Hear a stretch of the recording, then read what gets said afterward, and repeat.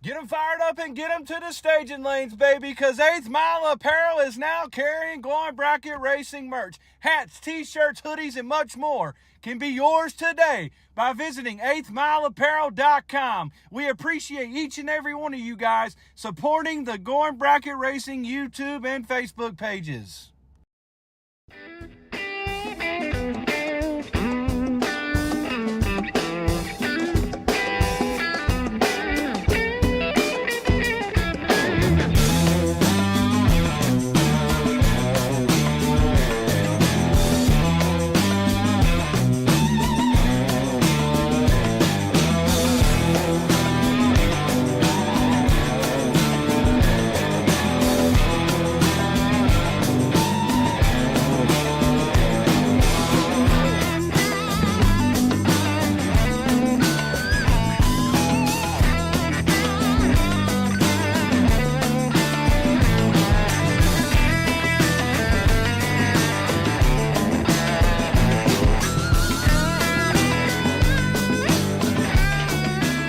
What's up, everybody? Casey and George back with another episode of GBR 201 on the way to 300 now, August 5th, 2025.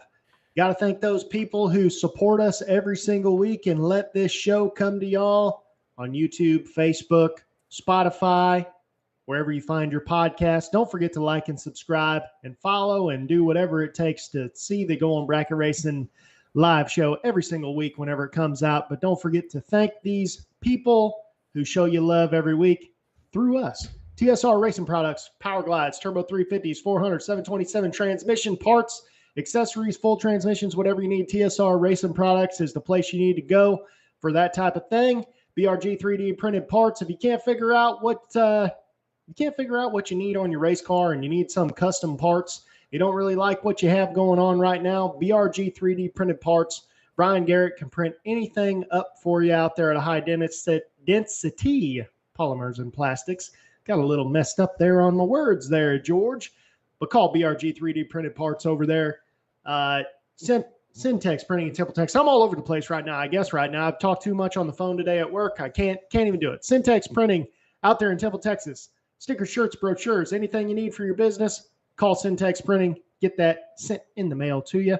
Driven Racing Oil. Still the best racing oil, hands down, for your methanol burning engines. Get oil for your engine, your transmission, your truck, you tow with. What else they got? They're pushing this some sort of coolant they got, some sort of coolant additive they got now. Man, they got all kinds of petroleum products, but most importantly, you can use the code GBR10, get yourself 10% off, and you can also use that Speed Clean to take that green off your trailer you've been letting sit under the tree, and GBR10 works for that as well. 10% off, no limit. Proformparts.com. Visit proformparts.com for shop tools, carburetors, alternators, starters, radiators, accessories, all kinds of stuff. You want to put a motor together, they got every single tool you need over there at proformparts.com. Crew Chief Pro software. The weather, at least for right now, might be tricking us, but it's cooling off at my house. It's been pretty nice for about a week now. And Don Higgins already got you figured out over there, Crew Chief Pro, seeing what that race car is going to run whenever it's supposed to be 100 degrees, but it might only be 70 degrees outside. Crew Chief Pro software, you need a copy of that so you can learn what you need to do and when you need to do it. Gearhead Solutions, let me tell you, Trevor over there has got every single thing you need. He's got access to over 1,000 vendors. Get the parts when you need them. GearheadSolutions.com. That website's getting better and better every single day. You don't even necessarily have to talk to him. He's got so much stuff on that brand new website, gearheadsolutions.com. Go check it out. And, of course, our newest partner, Midstate Dragway, August 15th through 17th. They got another one of those twin tens, double the entire weekend for $500. No box bonus, round money, free 10 grander for the top 30 in points. And I think they pick a couple wild cards out of whoever's participating in that series. So you don't necessarily have to participate in every single one to get in that free 10K. Y'all need to go out August 15th and 17th, Midstate Dragway. Great event out there, laying more and more asphalt every single day. One of these days, you never know. You might end up seeing some big-time stuff out there at Midstate Dragway. And, of course, you want some of these shirts like one I got on right now? 8thmileapparel.com is your place to get all your GBR merch to support the show. And I think that's about all I got to say about that for right now, George. How's it going? I think you got it. You wrapped it up pretty good, Casey, as usual, man. Not too bad. Like you mentioned there a little while ago, man, Crew Chief Pro would have helped me out this weekend. Just so happens when I looked outside over here in old Sherman, Texas, to get ready to head north to Ardmore, man, it looked like cats and dogs was gonna fall out of the sky. So I said, well, open trailer, race car, and a funny looking storm. I'm gonna sit this one out. Of course, about 45 minutes to an hour later, everything's cleared up, and the race didn't get 1 ounce of rain, and here I am sitting at home. Yep, that's the story of my life for this past weekend. It might have got to 85 degrees out there, and we know that at nighttime it's probably going to be around 70. So old Mo would have really enjoyed that 70-degree weather. But yeah, Casey, man, it's been a pretty nice little mild weekend. But hey, anybody who's wanting to get some testing in before that August 15th through 17th out there at Mid-State, I think they got their regular points weekend race going on this weekend. I think it's like $2,000 to win for their top bulb, their regular program. So it's a track that throws some pretty good 10-granders, actually really good 10-granders. But don't forget there are other races as well. I mean, you're in the area, have some fun drag racing at a local track that run by racers for racers. You know what I mean? That's right, man. You can never go wrong with that. And in my opinion, speaking of ran by racers for racers, Tyler Bohannon about ran through them. He's got the winner's purse covered. If y'all are planning on going to those Twin 50s this weekend at VMP, don't worry about getting paid. Tyler Bohannon's got the money in his bank account, boys. Yeah, man, Fear the Tebow ought to be a shirt. Fear the Tebow, and Tyler Bohannon's face with two thumbs up or something like that ought to be on it. Tebow, man, might be everybody's worst nightmare after what I witnessed on Drag Racer TV, I believe, who was streaming that out there in mid-Michigan, man. Wow is all I got to say. Wow. I haven't, I don't know how else to put words towards what I watched, Casey. That's all you can say. I think he wins Thursday's 10K, beating Gary Fleener, I think's his name. Ricky Atkins is in the semis. We'll get back to that here in a second. Yeah. Runner-up on Friday's 10K loses to Cody Height. I think like a blue Mustang or something like that, or maybe that was the night before. I can't remember. Wins Saturday's 50-grander, the World Super Pro Challenge, which, by the way, is the oldest running big money race, even older than the OG Million, beating Ricky Atkins in the final. And then, of course, Sunday, for those of you that still for some reason can't seem to figure out that IHRA is the place to be, your main man or one of the main guys at IHRA wins Sunday's 5K and a bracket back half door truck doing wheelies. So yeah, if you can't figure it out yet, it's going to be the place. I'm just saying. But I do feel bad for the Bulldog man because he had a standout weekend too, and Tyler Bohannon just shut it down. That's a true statement, man. That's a true statement because everything kind of overshadowed what old Bulldog Ricky Atkins was doing in the PT Cruiser, Mobile, whatever we want to call it. We're going to get into that, man. We don't got to get into that yet, but yeah, man, that's a pretty awesome weekend for him too. And I don't know the specifics of what happened in that final, but pretty sure that old PT Cruiser probably paid for itself. Well, I won't say all that. Mini Cooper. I keep saying Austin PT. Healy My or bad. whatever it is. It's a Mini Cooper. I just keep saying PT for some reason, but he may not have paid for it all because that took some ingenuity. I'm sure of that, but he took a pretty good chunk out of it. I think he might have built it himself, to be honest with you. That's definitely true. I'm pretty sure he put it all together, as well as any other of the cars I think that he races. And I could be wrong about that, but I think I'm right. So he can put it together himself.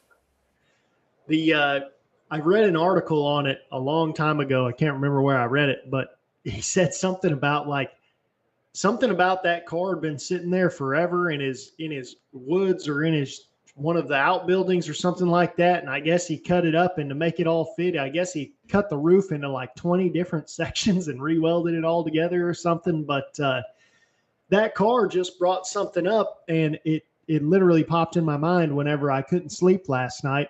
And I said, that's really what we need to talk about because, Tyler and PJ, they're going to do a show here in a little bit, and they're going to talk about, Tyler's victories and stuff like that, and give people a little extra entertainment tonight. But I wanted to talk about Ricky Atkins' Mini Cooper dragster altered that he's got going on over there and figure out, what is this thing? What is it? I mean, Man, I think the title of the show says it well. It's a rear engine door car. I'm serious, Casey. I mean, it's the only way that I can really classify it. But beyond that, man, we got a lot to talk about. Like, there's a lot. Number one, it is one slick car. I mean, that's first and foremost. It is a very, very unique, slick car. Secondly, that Joker is fast, man. I think it runs like 460s or something Yeah. like that. And I feel like I watched him at IHRA and Clash Racing, and he left the line. And I'm telling you, that Joker fell on its face completely before it came off the throttle stop.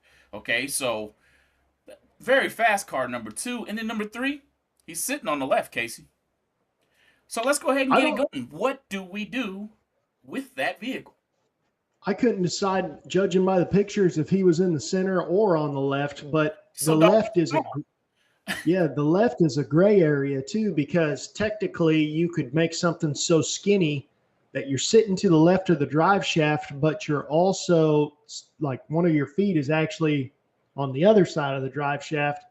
But either way, that we're getting ready to talk about this all night type thing. But it's by far the most interesting car in bracket racing right now. Nobody's going to argue with that.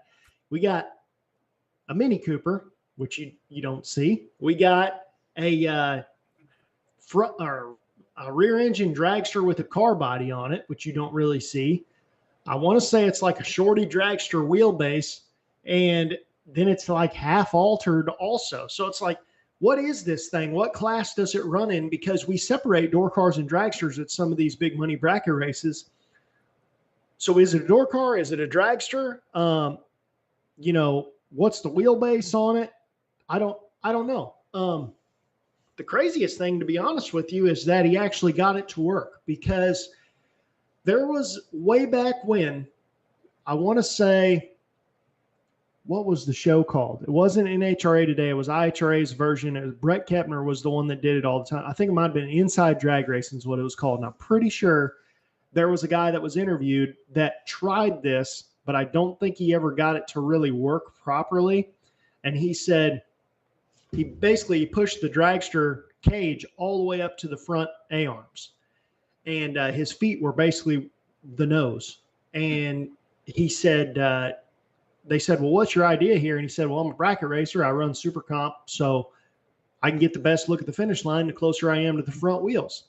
But I don't know if he ever really got it to work the way that he wanted it to work. But I think anybody who says Ricky Atkins hasn't got it figured out would be wrong at this point. Yeah, I think everybody would be wrong, and Casey, that's a great description. That's the way I see it too, man. Is this basically a shorty? Because it seems to me that is it looks like it's close on wheelbase, man. It's exactly how you put it. And I really don't know how to go about saying what class this car should be in. Rear engine, we think dragster right off the bat. But then you look at it and it's got doors on it. So we think door car. Then it sits in the left. Well, it could be a left-hand steer roadster or a door car from that alone. But the engine's still in the rear. Makes it a tough one, Casey. It makes it a tough one. I like that you brought up the fact that we split door cars and dragsters for the majority of big money racing events. Do you think the Bulldog created this car with that in mind? Because it gets to kind of be a dragster, quote unquote, in theory, that's beaten up on, well, I ain't gonna say beaten up on door cars, but has the ability to beat up on door cars in a door car category. Is that how you take it? I don't know, man, because it's like, I mean, this is the ultimate gray area. It's probably the biggest gray area of bracket racing that bracket racing has ever seen, to be honest with you. I don't really think he cares. I think he just wanted to build something crazy and wild, because ultimately it would have been cheaper to build anything else, first of all. Second of all, it's a one-off everything also. So there's nobody can help you with it. One off everything. It's a rear engine door car. Nobody on this chat. Maybe you can. Somebody post a picture, tell me whose car it is, and let's get them on the show. But who else has a rear engine door car in competition, in bracket racing, in our sport, period? Unless you were going to build like a Ford Pantera, or I guess you could build a Ford GT if you had a whole bunch of money, or like a Lambo or something. I mean, that's all I could think of. I guess those new Corvettes, maybe one day people will start building those for race cars. I know they're extremely fast the way they are, but you're not going to see those in bracket competition anytime soon, as far as I know. Sure. But yeah, let's just get to the fact of what is it, because if it's over 115 inches, it's considered a dragster or an altered already. So that already puts them in the dragster class no matter what. It looks to me like it's probably a 200-inch wheelbase or 195 or something like that, like shorty dragster wheelbase. Then your second thing would be, well, why does wheelbase matter? Because if the class is called DoorCar, it's got doors and a roof. If you let roadsters in it, the only difference is wheelbase, but we call it a DoorCar class. They don't even have doors. So how are we calling this not a DoorCar? He at least has doors. That's, if we're saying roadsters are cool, then, but they're good for the DoorCar class, then how can we say, well, he's got too long of a wheelbase, but he's got doors and he's not allowed, Right. There's a poll on the Facebook side too, Casey, because I just wanted to know how many people were going to call it a dragster or a DoorCar. So far, only 2 people have voted, so it's a little hard for me to take a 2-person poll, right? But both of them are 100% to the dragster side so far. That's one thing to keep in mind as this thing maybe continues to grow. But a couple comments over here. One from Kevin Little. He's saying on the Facebook side here, he's saying looks like a former tractor pull modified puller setup. Yes. And it does. Yep. It's exactly how it looks, man. And it runs 460s. I'm going to leave that out there for all of us in the 580 to 60 DoorCar range to think about, because that dragster DoorCar, Frankenstein, I think I've seen somebody call it on here. Frankenstein is probably right. Russell Dow called it Frankenstein. Lucian Payne's saying in the YouTube side, what's the average wheelbase on a top sportsman car? The max wheelbase is 115 inches, and they're usually between 115 and 112, depending on what type of power adder they use. Usually nitrous cars like 112. I think they might be shortening them to 110 now to save a little weight, but 110 to 115. Full disclaimer, neither one of us, Casey or myself, we don't know how long the wheelbase is on this vehicle. Right. But the pictures is what we're kind of going off of, kind of making a mental judgment. It looks like if you put a shorty dragster right next to it, they would be the same length. Period. Right. That's what it looks like. So just keep that in mind as you give us what you think. Tyler Stein out here saying things got to be easy to drive the finish line. He's pretty much sitting on the front tires. That is a fact. And to your point, he is a super comp racer. That's going to put him in a pretty good situation, as I feel like he done fairly well at that IHRA event that I watched. I can't remember how far he got down, but I know I watched him run what super comp in NHRA. I think it's quick rod maybe in IHRA. You'd have to correct me there, Casey. Mm-hmm. Yeah, IHRA is quick rod. The super rod is super gas, and hot rod is I can't even think of the NHR Super Street. RG saying, well, it's left-hand steer. Hey, man. Dude, that's what I'm saying, is like it gets into a very gray area, because we've been talking about, throughout past episodes. Like, I mean, I can't tell you how many times we've talked about this, that a roadster is a DoorCar and it's not at the same time. What makes this car less of a DoorCar? If he sits to the left-hand side, other than wheelbase, how are you going to take him out because of wheelbase, but you're going to allow roadsters in because they meet the wheelbase, but they don't have doors or a roof? This is more of a DoorCar, other than the extension of the wheelbase, than a roadster is. Right. So and I think the only thing, and like you mentioned also, Casey, earlier, I don't think Ricky the Bulldog Atkins, I don't think he cares what class he's in. He can go pound for pound with the best of them. So it is. And to be honest with you, I don't think that most people racing them care either, because I think it's one of those things that it's so cool no one cares. It's kind of like my car's next to that car. That's one of those. You know what I mean? Right. But the only factor that I really feel like we got to pay a really big, close attention to is the rear engine factor of this car. At least a left-hand steer roadster has an engine that is in the front of the car. So the gray area just keeps getting grayer, and the water's just Well, getting muddier and muddier and muddier because right. he can kind of race with either class that he so far, Yeah. whatever class he wants to race in. I agree, and you can't say that. And we talked about this a little earlier, just amongst ourselves. You can't say that this car is a dragster because it's rear engine, because ultimately, I want to say Jim Dunn made a rear engine funny car. I don't know if it worked or not really, but he made a rear engine funny car, and yes, that's a different thing. But if somebody wanted to build one of those mid-engine Corvettes, that's not a dragster. We can all agree 100% that's not a dragster. So we can't say just because it's rear engine that it can't be in the DoorCar class, because then what happens, one day, everything one day gets old. Everything turns into whenever we were younger, when we were in high school, you could buy IROC Camaro for $500 all day long, and one day, and you can still, I think, buy like 79 Corvette, that era, you can buy those for pretty cheap, and 82, 85 Corvettes and stuff like that.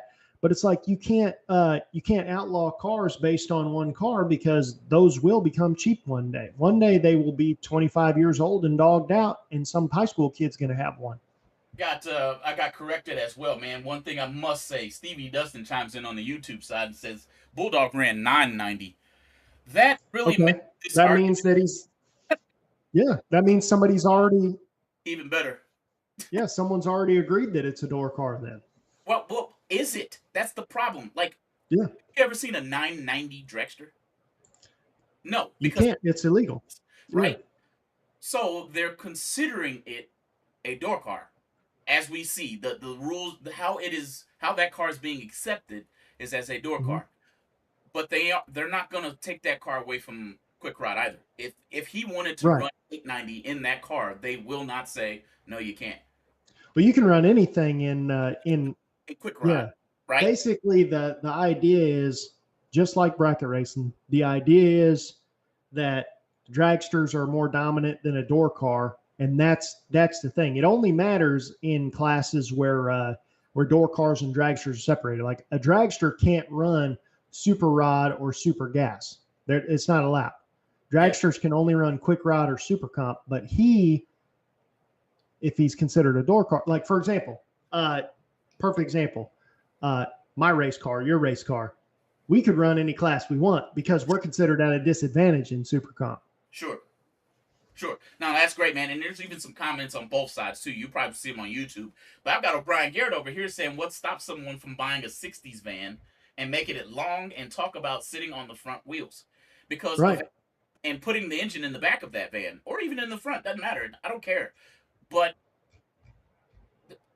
it's almost a cheat code, Casey. I wouldn't call it a cheat code because it's not. But it's so far in the gray area. Like, he's sitting on top of the wheels. He's longer than every car in his class, period, especially in 990. Mm-hmm. Casey, man, that's almost genius. Like, I take my cap off to the Bulldog for making that car, because it makes everybody think, man. Everybody has to think. Well, somebody's asking, what is he running? Top dragster or top sportsman? If his car runs fast enough to get in either class, what can he run? Obviously, he's a sportsman, right? I mean, it seems like it. I mean, it's a wheelbase. Well, how can he? Yeah, he could. That is true. He couldn't run top sportsman because there's a specific rule saying that you can't be over 115-inch wheelbase, so he would be out. But that's the thing, though. Bracket racing doesn't really have rules like that. Like, the only rules we have, and it's really not a rule at 90% of races anyway, is DoorCars run with DoorCars, dragsters run with dragsters. But there's no rule book for a bracket race. Only rule at a bracket race is you can't use traction control. The end. That's all the rules. You can't use delay box and no box. Those are the rules. Yep. Nope. This is a very interesting conversation. It really does not matter what it is, but what are the numbers?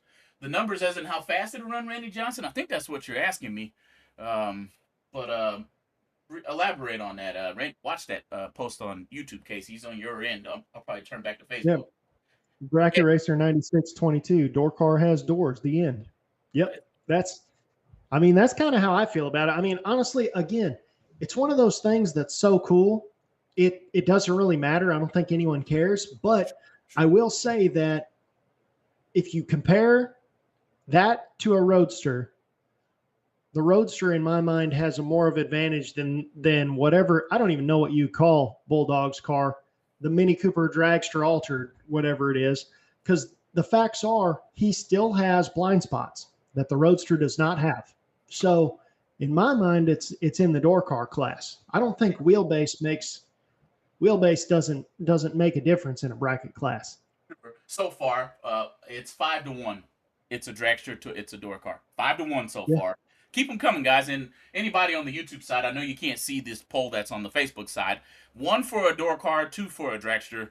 Just type it in there, whatever you think, and we'll go from there, man. But no, Casey, this is an interesting conversation. I actually want to personally thank Ricky Bulldog Atkins for even allowing us to have a reason to talk about this. This is a interesting. I'm on the side of DoorCar, by the way. It's left-hand steer. There's doors on it. It looks like a dragster. It has a rear engine. I kind of don't care because it's left-hand steer and there's doors on it. So I fall on the era of DoorCar as well, Casey. But it To does. be honest with you, Interesting. Go ahead. the most amazing part of it is that he actually got it to work. It's not that it's just cool and it works one time or another. He got to the finals. Oh, and by the way, again, he was at the semifinals, whatever one of the other races that Tyler either runnered up or won, whichever one of those. So he won a significant amount of rounds too in the craziest car I've ever seen as far as bracket racing goes, for sure. So that's what's really amazing is the fact that it is actually competitive enough that people might really care, because normally when people come up with ideas like that and cars like that, they don't work anyway, so nobody cares. Mm-hmm. This guy has a chance to actually win the race, so in some weird deal. So at the same time, it's just interesting. I will say this: what you say is the car works. Not only does it work, and Randy Johnson, to your question, I've heard this car is capable of running 460s. Okay, yeah. Whatever he has it tuned up. Well, he was down low 80s against Tyler, and he was bagging some because he knows Tyler's bagging some. So I'm sure it could have went at least 79 or something. And Bulldog's known to his big thing is running high gear only. So there's nothing to say he might have been doing that. I mean, I didn't watch the race live, so I didn't hear it shifting or anything. But just saying, his GTO, he ran high gear only all the time. Man, no question about it. Now listen, as Tom Worthington is saying on the YouTube page, we have to give a few moments of silence to our marketing partners, and it won't even be silent, so I can't say silent. Let me restate this.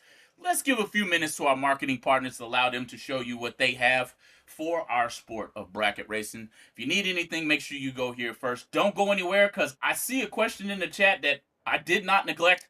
We'll be talking about that next. If you want to scroll up and look through the YouTube chat to find out what I'm talking about, go for it. But we'll be right back. Hang in there.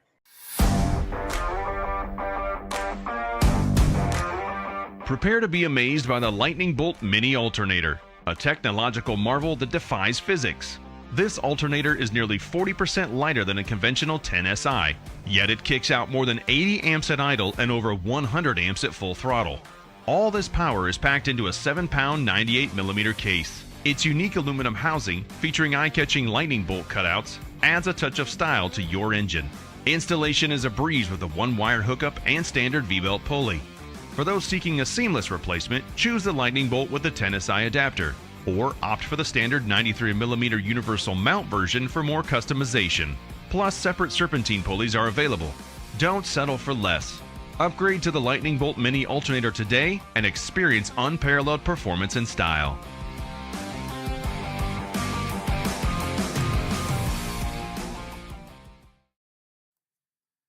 BRG Motorsports 3D printed racing parts are able to provide you with whatever you desire to enhance your drag racing operation.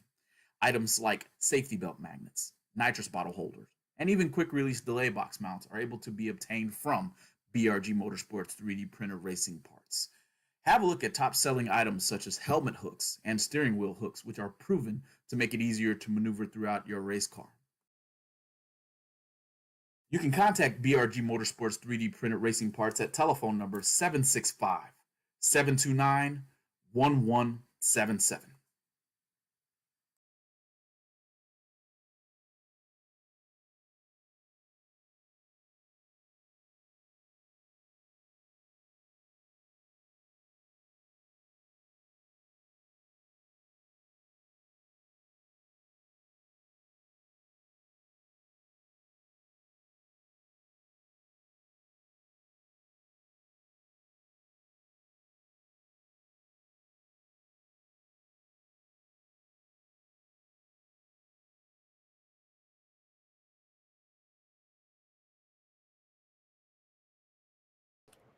All right, all right. Welcome back. Welcome back. I know you're looking at a green screen. That's George. You can see my head moving. Maybe. Not really. I know you can hear my voice, but hang in there. I'll get it fixed in a second. Casey, man, shout out to all of our sponsors for me on this time. I know you normally do that at the beginning, but I'll let you do that while I'm trying to solve this problem.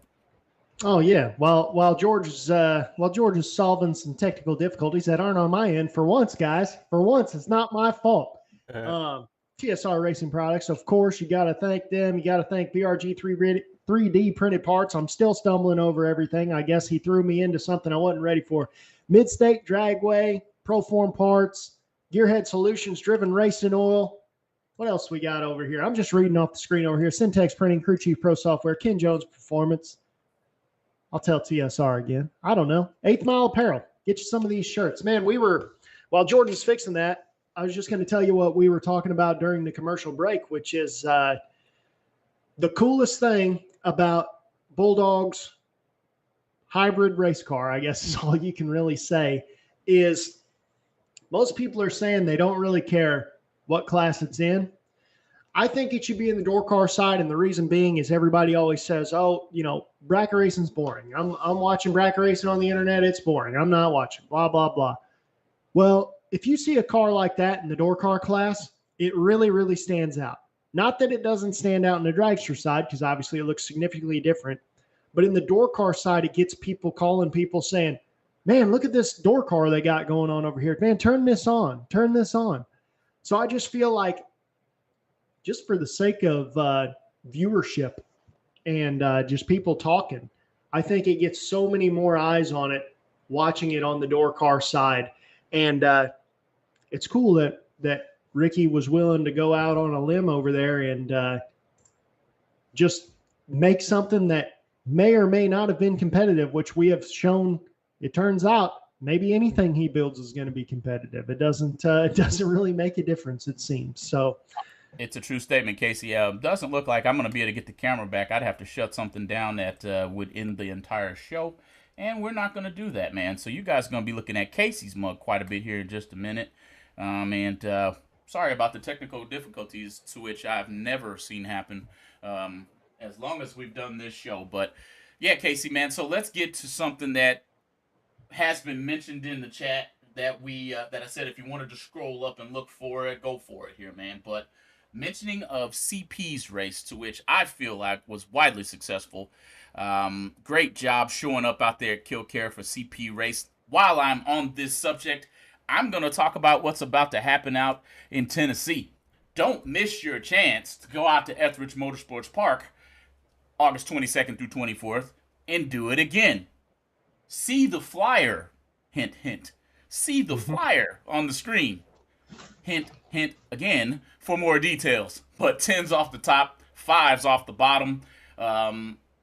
Weekend entry for $300 for 5s, $400 for a single entry, $600 to double on the top. You guys know what to do here if you're in the Etheridge Motorsports Park area in Etheridge, Tennessee. OCP Promotions, keep up the good work out there, man. But Casey, let's talk about the proverbial elephant in the room after today's post that we saw. I saw it first on Drag Champ. Shout out to the Drag Champ social media platforms for bringing this to us. Casey, let's talk about it. Yeah, man, and you actually called me and tell me what it was even about. I commented on it because I just saw the post that Gary Don presumably made, and I don't like, you can look back through all the shows we've ever done on this channel, and there's a lot of them, 201 to be specific, if you count today, and they've been going back a lot of years, and you'll never one time see Casey saying anything bad about a racetrack or its promoters that are at the racetrack. And the reason is because it's exactly like I said in that comment. I said something along the lines of, don't forget, without the racetracks being open, we're all either going to jail or we're all dead or something like that. And that's the truth. I mean, that is what it is. That's the reason those racetracks exist, is so that we have a safe place to race where we're not going to hurt ourselves or anybody else. But the fact of the matter is, what you called me later and told me what it was actually about, and you said, man, the big deal this, I guess, was about was people saying, basically the promoter should have kicked more money back to a class because they had a lot of cars. So first of all, I think that's a load of crap anyway, because you're not going to give the promoter more money if no cars show up. He's the one risking everything. That's number one. Number two is somebody said the dumbest comment that I heard was he's robbing Peter to pay Paul. That's not even how that analogy works. Robbing Peter to pay Paul means that you're taking from somebody else and giving it to this guy. It's literally a definition of a participation trophy. So the story is the no boxers, or a couple no boxers. I shouldn't say everybody because I doubt that it's everybody, but there were at least one or two no boxers that were saying, hey, this is a joke. You have all these cars here and you didn't kick any money back. We're running for a cut purse. Yes, you had a lot more cars. It said 125 cars show up and we'll pay the purse for each class. Well, supposedly only 30 to 40 no boxers showed up. That's not anywhere close to 125 cars. Your whole robbing Peter to pay Paul comment, they're going to steal from the top bulb racers who supported the event and give it to the no box racers who did not. That's the most unfair statement that I've ever heard. And not to mention, again, that's not how the analogy works. But so the purse was cut. I can tell you right now, classes don't get called together. When you're up in the lanes, obviously, if there's supposed to be 125 cars to pay the full purse, and you're standing up there and there's 30 to 40 cars, you can clearly tell that is not 125 cars. There's a big difference. You can tell. So you know the purse is going to be cut. 100%. Yeah. So if the payout's guaranteed at X number of cars, then they got into this whole deal about he should have been more transparent. He should have done this. He should have told us ahead of time. Look, man, every single big money race you see in all these big races, Spring Fling 500K, Spring Fling Million, the OG Million, those Great American races, like things where the car count matters because they're paying a progressive purse. Everybody wants to know how many cars, so they know how much it's paying.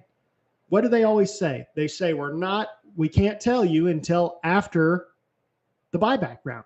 They never can tell you. So that being said, that's second round.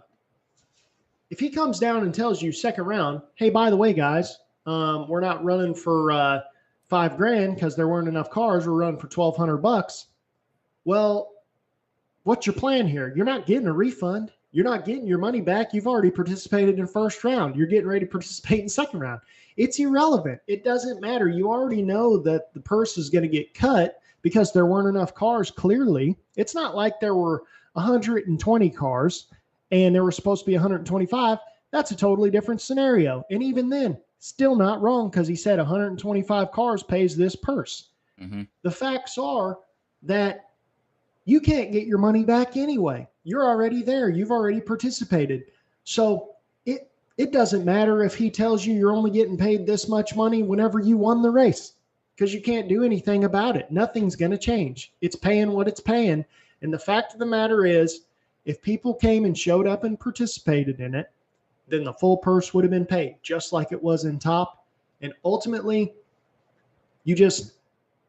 without promoters, we have nowhere to race. And I get so mad about people who want to bash promoters and bash tracks and all this stuff because, again, go back into previous episodes. Me and George have talked about this ad nauseum, that we remember what it was like in the Midwest during the recession when all the tracks closed, including Worldwide Technologies, a super track. They closed too. We had nowhere to race. We had to go all the way to Indiana to race, all the way to Indianapolis Raceway Park. Like, everywhere was closed. Wentzville closed down, never opened back up. Like, turned into a subdivision. It's, the fact of the matter is there was nowhere else to go. So stop bashing tracks and promoters, because ultimately all you've accomplished is making a promoter sit here and think, well, this class supported me. The junior dragster class supported me. Why am I even bothering dealing with these guys who don't want me anyway and just want to complain? Like, all you're going to do is run yourselves out of the program. So this isn't helping. in any way, and you're wrong. I'm sorry, you're wrong. It says on the flyer, you can't be more transparent than saying at 125 cars, I will pay this purse, and then 30 to 40 show up and you wonder why the purse isn't getting paid. I'm sorry, you should have told your buddies to come, and I'm sorry that you had to pay a lot of money to run for $1,200. It is what it is, but it's not his fault. And it is what it is too, you know. And on top of that, Casey, man, it's you've already said it. It's black and white. It's very, very, very well written. This is based on 100, and I'm looking at it right. I mean, I showed you the flyer already about what he bases this on. Right below what's going to be paid, 125 entries is written on the flyer. So one thing that Casey and I have, I don't know how many times we've actually had this conversation, Casey, and it surrounds the fact that most of the time, all classes are so well visited, especially in bigger bracket races, that we should be upping the purse and doing this whole up the purse thought process. And this is what's going to end up happening with all these people whining. Even if you bring in ample amounts above what you said you were going, you know, what you're going to pay out, everybody's watching, pocket watching. Every other promoter is probably going to start saying, well, I'm going to pay what's on the flyer, because the more that we go away from what's on the flyer, the more we have a problem, especially whenever the amount of cars we're expecting to see or need to see in order to do this. $5,000 off the bottom for $100, for crying out loud. $500 to double enter a $5,000. Come on, man. That's 3 days in a row. You're already getting a sweet deal that you don't show up to, that you expect somebody to rob Peter to pay Paul for. So, to answer your question, I believe Bracket Racer might have asked it. That's the story behind, at least from what I can read, that's the story behind what happened in Killcare.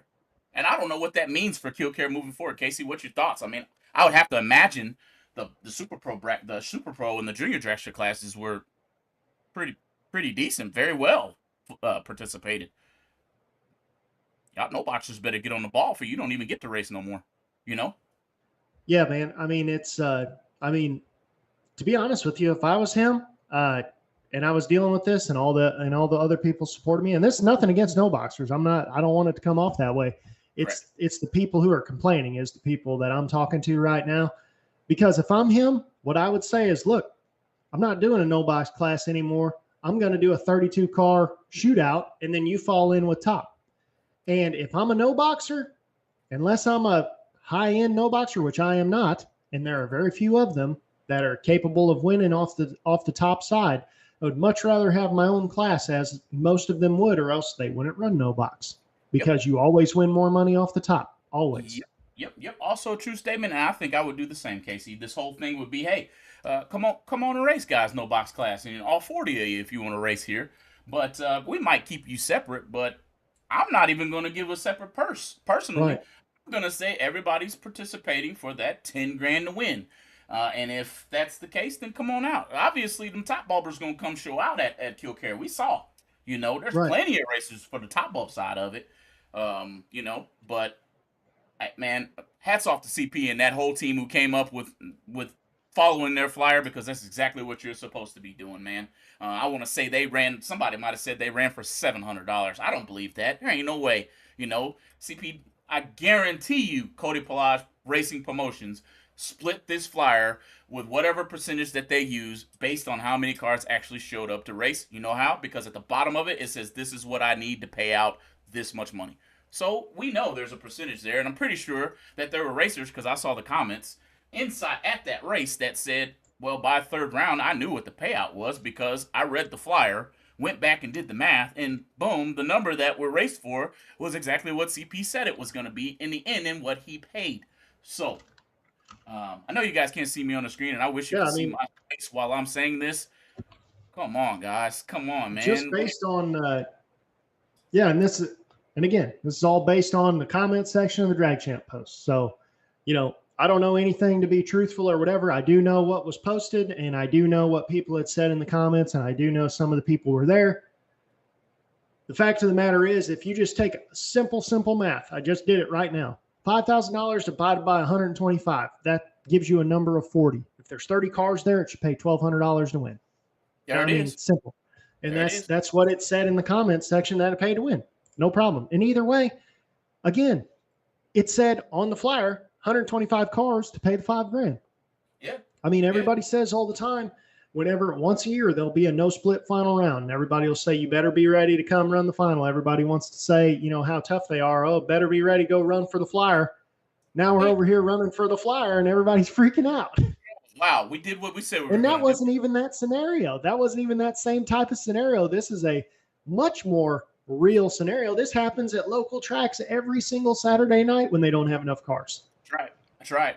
No, and I'm just going to sit here and read Stevie Dustin's comment. He says, no box has never really worked at Killcare. And obviously, Stevie, man, I think you're right. You know, maybe the class isn't there at Killcare. But I figured if I see these numbers, $300 for single entry to run for $5,000, every racer in the area that has a no box car should have been at this race. It's affordable for every single class of racer that we have. Period. If you run no box, and Stevie Dustin is obviously going to be right, man. It's self-explanatory considering we only had 40 show up for a $5,000. That's $100 a day, technically. Right, and ultimately, it's a it all goes back to what we brought up in this entire conversation. He gave him the opportunity. They didn't show up.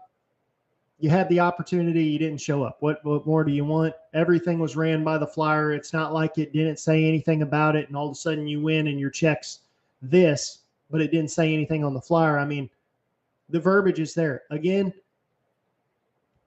at the end of the day, if you have a problem with a promoter, why don't you go tell the promoter? Why do you got to go talk on the internet about it? Why don't you go tell them and tell them maybe, this isn't a problem that can be solved, because in my mind, it's not a problem. He did nothing wrong.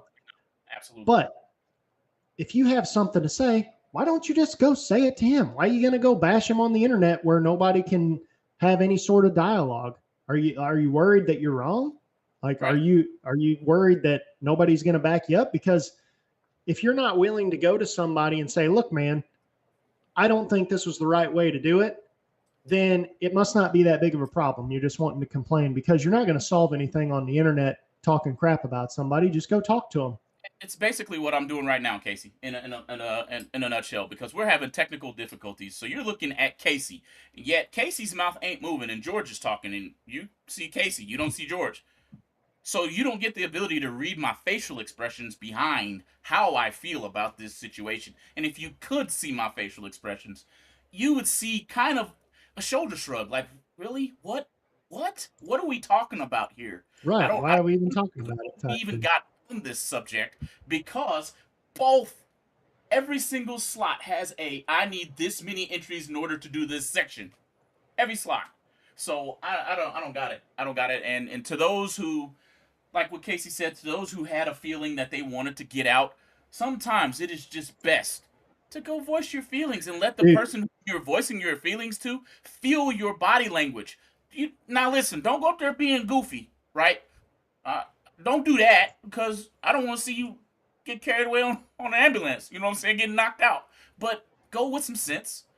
Use your big boy voice if you got to, but use the right words to say, hey man, I was really hoping we would race for a little bit more money. Yeah, ultimately, it's odd for, I'll speak for George because we've talked about this 1,000 times. And my main thing, I always said, it's very funny and it's very hypocritical to say this, I guess, but social media is the best and worst thing to ever happen, period, to the world. Because it's given people a lot of opinions that they otherwise wouldn't have expressed without social media existing and to be able to hide somewhere. But that, again, it's hypocritical because we're talking to y'all on social media right now. Right. Social media is the reason Going Bracket Racing exists, the reason we got all this free entertainment. And we're not the only ones that do shows. I watch all of them. Believe me, I watch every single one of them. I tell George stuff all the time. He said, I don't even know who that is. But the thing is that, at the end of the day, and we all know it, everybody that's in this chat and everybody who will listen to this in the future, they all know it, that you all know somebody who wants to go complain, but that person would never complain to that person they're complaining about. And, it's just another one of those situations. And I'm glad that Drag Champ put it out there. he was respectful about it and he didn't blast the people. Like, we don't know who these people are. They're obviously someone who was there, obviously somebody who participated. Somebody knows who it is.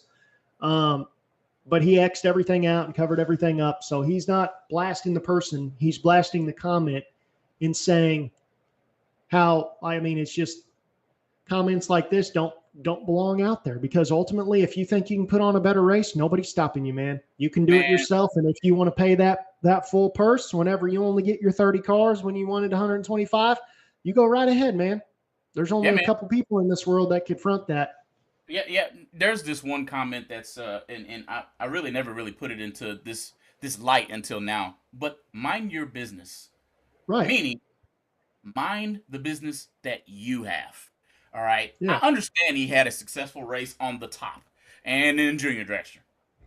But mind your business. It's on the flyer. He done what the flyer said, and please understand. Please understand the analogy whenever you say rob Peter to pay Paul, and you're literally talking about robbing Peter to pay Paul. Exact same thing. That's not what happened. That's not even what it means. So, and I remember quite a couple years ago, SFG got into quite a bit about robbing Peter to pay Paul, and that's exactly what you just asked for. So, and I can name others, who may have gotten into the same situation, but it's just fresh in my mind, where I remember so many people getting on social media with their fingers talking about robbing Peter to pay Paul. But it was going to be okay if it was working in your favor right here. That's all I got to tell you. Quick question out of the chat here, Casey, before we get out of here. It comes from 99 Hoss Camaro Stalker. Aren't all bracket classes separated by left-hand steer and center steer? Question mark. That's how they let roadsters run 990 classes in foot brake, etc. Yep. I believe that's the case, man. This is just an interesting vehicle, Stalker. It's the wheelbase of a dragster. It's rear engine like a dragster, and then it has doors on it, and is left-hand steer. So you have two things that equal dragster and two things that equal DoorCar, which say gray. It's got gray area written all over it. Go ahead, Casey. Don't forget, a negative plus a negative equals, or negative times a negative equals a positive, George. Don't forget. Yeah. Hey, and it is a positive too, because number one, that is one sweet looking race car. I like that. I like that car. Can't say I would know what to do sitting right on top of the tires like that. Like, that's interesting, man. It'll be like almost give you more options to screw up. Be like, oh, I can see for sure I can see for sure I'm behind now. Right. Casey, man, I think it's been a pretty good show. There's quite a few more comments and questions out there, and we can't thank everybody enough. GBR Community, you guys awesome, are awesome. Don't forget, man, and we've said it enough times now, gonna have some free giveaway coming out here. You guys might want to start looking at that Proform catalog. Now, don't go crazy and ask Proform to send y'all the most expensive item inside the doggone catalog, all right? Keep it simple. You see that alternator that I just showed on the commercial? Man, that's a nice looking alternator. I bet you somebody could use that alternator. I bet you could. So let us know. Maybe your generator died. Get you an alternator from Proform Parts, maybe for free through the Going Bracket Racing YouTube channel. All you gotta do is click that subscribe button, and you're automatically entered. Yeah, buddy. Ought to be an interesting week of racing, by the way. It is this week, right, where we go for 125 on Pro Mod for IHRA. That's going to be fun to watch, ladies and gentlemen. I know this is a bracket racing centric show, but this is getting pretty hot over here at the IHRA, and we're gonna follow as much of it as we can. 64 car bracket shootout, and of course TB's Twin 50s at VMP, which a couple of our buddies, including old Dylan Champions, going up there to run that. Champ himself. That's one. Good luck to everybody competing out there, man. And Casey, man, what you got in closing? All I got to say is if Dylan wins this race for his first race, I'm gonna freak out. That's all I got to say. First big money race coming up right here for Dylan. That'd be his luck. I can see him right now. I could see him randomly winning that race and being like, "I'm the greatest," and then just quitting. And I quit. He's selling everything, huh? He'd do it. He would. Yeah, man, that's pretty neat, man. But like I said, to anybody who's going to be in participation this week, be safe out there. Good luck. We will see you guys. Hopefully, you will see me next Tuesday on another episode of Going Bracket Racing. Thanks for joining, and have a good one.